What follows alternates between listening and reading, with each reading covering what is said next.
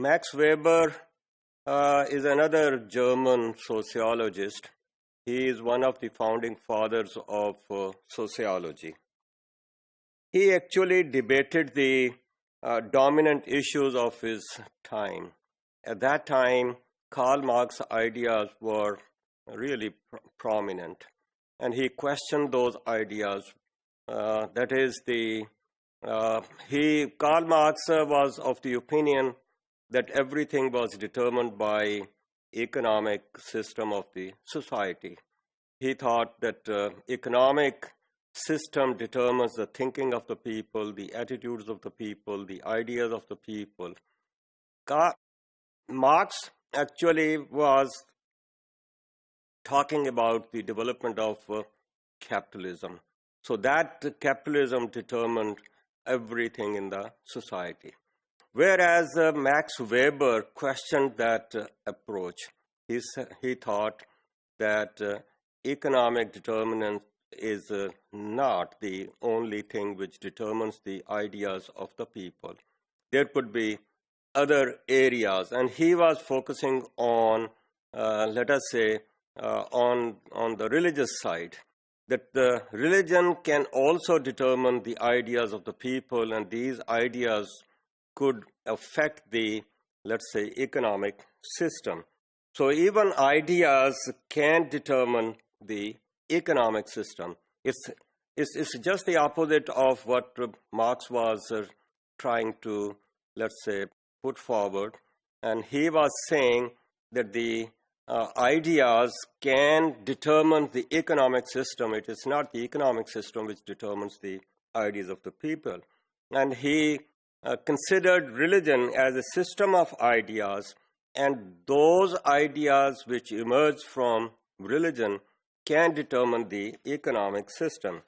And that is how he came up and wrote the book titled as "This Protestant Ethic and the Spirit of Capitalism."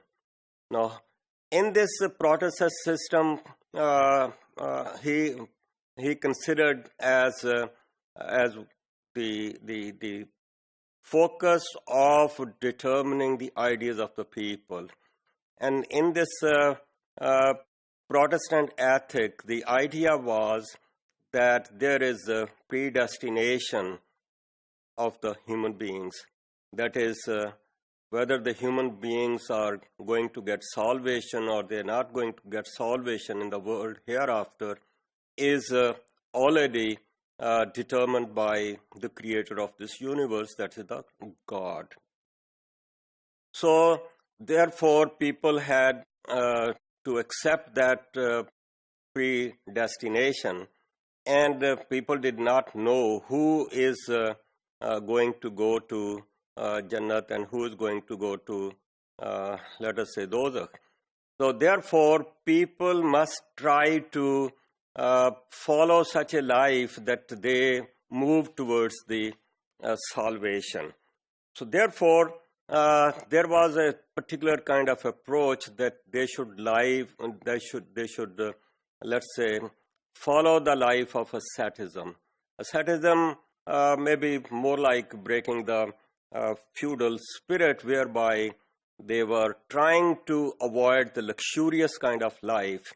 So they should work hard and they should look forward for the, let us say, salvation. Similarly, he said capitalism was also a combination of ideas.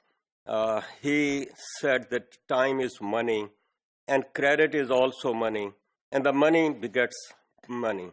So in order to go for that kind of thing, here again, it was, let's say, considered that they should follow the life of, or the way of asceticism. So even if we get money, let that money not be spent on luxuries of this life.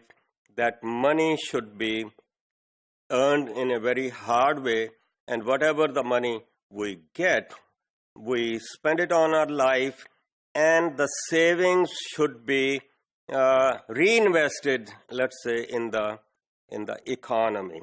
So that was the kind of rationalization whereby the savings should be invested in the economy, and that investment will create more, let us say, money, and that is how it is going to help in the development of capitalism.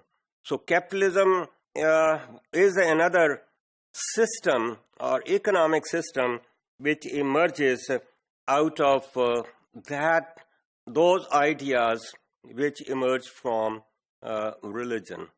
So that is how he differed with, let's say, Marx. He also was not supporter of positivism. He debated that kind of thing, and he questioned the application of the, let's say, laws of natural sciences for the study of human behavior. And his focus was that the action of the people is not to be studied by following those principles. It should be interpreted in a different way, and he followed the approach of interpretism.